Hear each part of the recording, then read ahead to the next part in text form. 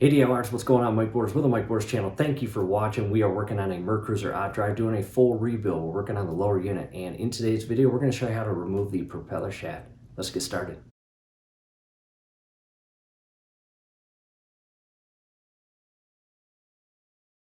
All right, DIYers, at the workstation now and picking up right where we left off. And if you have not seen the previous video, here is the current state of the lower unit.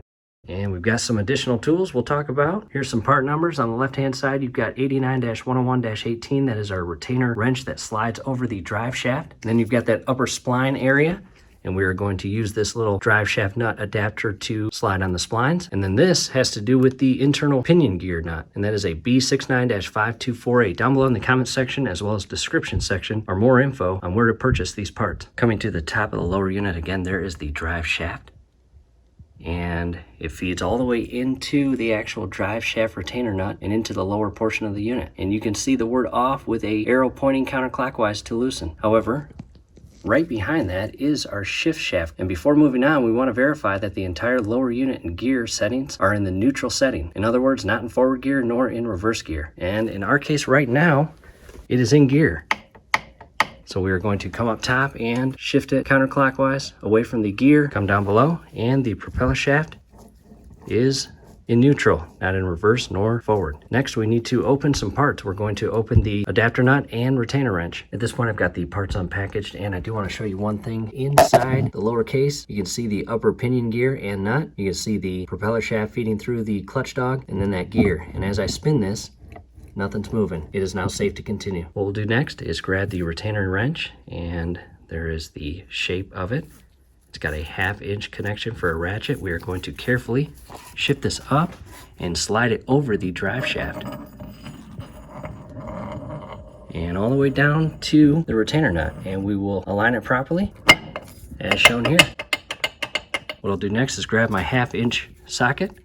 Next, I'll grab that adapter and carefully align the splines and shift it onto the drive shaft splines as shown here. And taking a step back, here is how we have everything configured at this point. We need to loosen up that retainer nut 2 to 3 times only. Any more than that will disrupt the project. I reposition the camera and everything is ready to go. I'm going to grab the lower unit with my left arm and hand to support it and try to loosen this retainer nut with my right hand and arm with the ratchet. And it might be tough. Yep, mine is. And that's not coming loose. So I'm going to grab my rubber mallet for help and give it a couple friendly taps. And she's loose. From here again, reference that word off and the arrow, and I'm going to turn 2 to 3 times. I'll probably do 2. There's 1. There's 2, and maybe I'll go 2.5. Right there.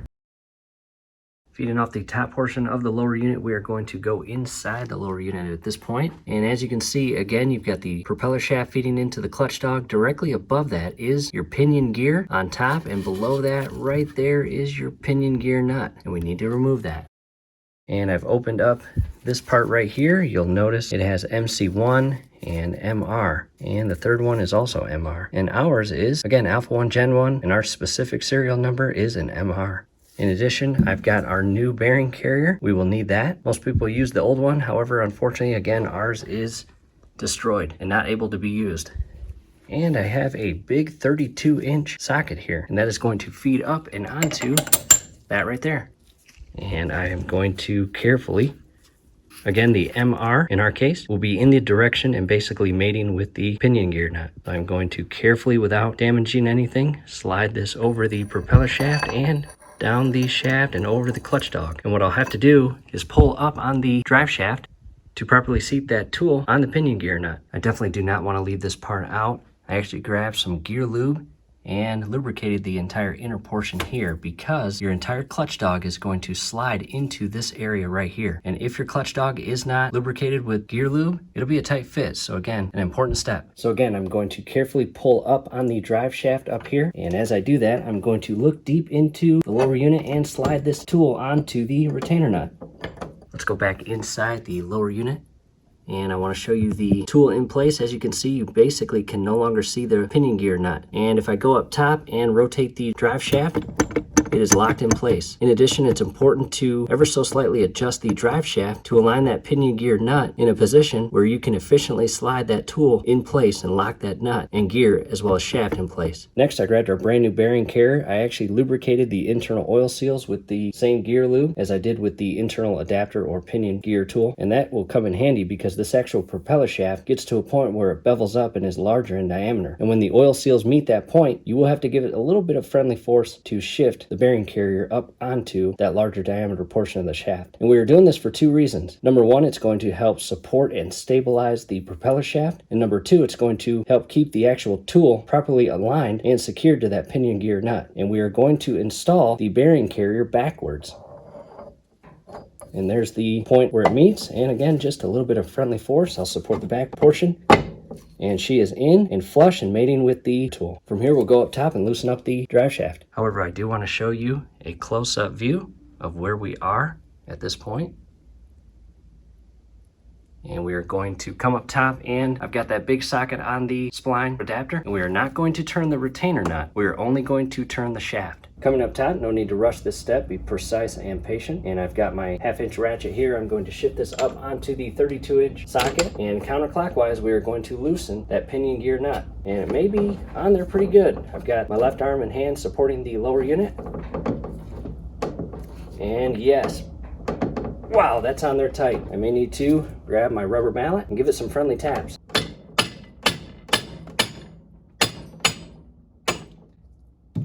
And I think it's loose. I'm going to reposition the lower unit and stand, straighten it back out. Double check down below, everything still looks good. And I'm going to, again, counterclockwise, remove that pinion gear nut. And it basically came to a stop. I'm going to take out the ratchet and socket, carefully remove the bearing carrier, set that aside. Coming back inside, and as you can see, there is a large separation between the pinion gear and the nut itself. From here, we are going to remove this pinion gear nut tool, and as you pull this out, again, that clutch dog is in the internal portion of this tool, and when shifting the tool outward, the clutch dog will shift out with the tool until it meets the stopping point on the propeller shaft. At that point, you need to give it some friendly jolts to remove this tool from the clutch dog. And again, supporting the lower unit and giving the tool some friendly jolts to shift it off the inner clutch dog. There we go.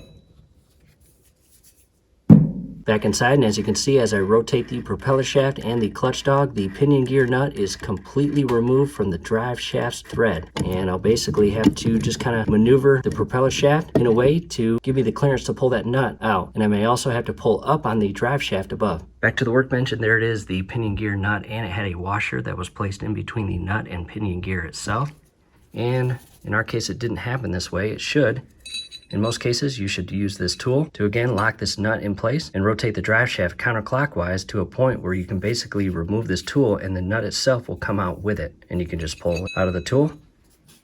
However, again, in our case, it didn't happen, but it was extremely easy to remove after removing that tool. It was already separated from the thread. Back inside the lower unit, I want to show you a view with the pinion nut and washer removed. Again, above is the pinion gear, and directly below that is your clutch dog and propeller shaft. Now, DIYers, it's very important to know at this point, even though you have the nut and washer removed, that pinion gear will not come out. There's no way you can actually maneuver that pinion gear down and off the actual threaded portion of the lower shaft and around that clutch dog as well as propeller shaft and pull it all the way out. You have to remove the upper drive shaft because, again, that lower thread that the pinion nut just unscrewed off from will not give you the clearance to shift that pinion gear down and out. You have to remove the drive shaft by pulling the drive shaft all the way out and through the splines of the pinion gear itself to get that clearance. It is a good time to shift the clutch dog forward toward the forward gear to give you better clearance to remove that upper pinion gear. Back to the top, we are going to remove the adapter socket, set that aside, and we are now going to continue loosening up the retainer nut, and I can do this by hand without the actual 1/2-inch ratchet.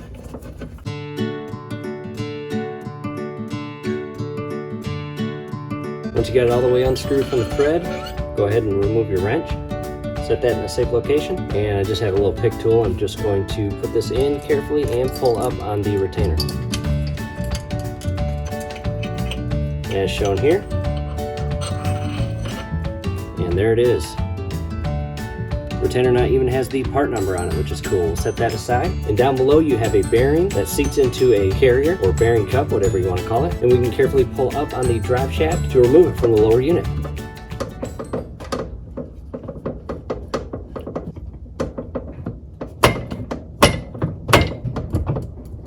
Wow, it's in there really tight.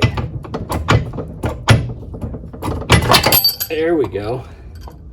There's the carrier, there's the bearing, and there's the lower spline and thread that feed through the lower pinion gear. I'll set that in a safe location. And to a closer view of the lower unit portion that the drive shaft slides down and into. As you can see down below, that is the pinion bearing that the drive shaft slides through, as well as the pinion gear. And what we'll do is we will now go down below and inside the lower unit, and again push that clutch dog back and rotate the pinion gear.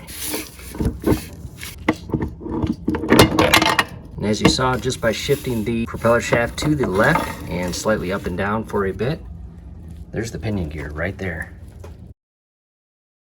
Very lubricated, which is a good thing. And overall, it's in good condition. I'll set that right next to the drive shaft. Coming back to the propeller shaft, the actual manual does state to shift the propeller shaft to the left portion of the case, which will allow the rear side of that gear disconnect and loop around the inner shift crank. And you can just pull this out carefully. If it's not coming out, do not tug at it. And it's kind of heavy. And there it is. The rear bearing and forward gear. And again, there's the clutch dog. And to the back side here. And back inside. And to the rear, I'll scroll in there. There is our inner shift crank.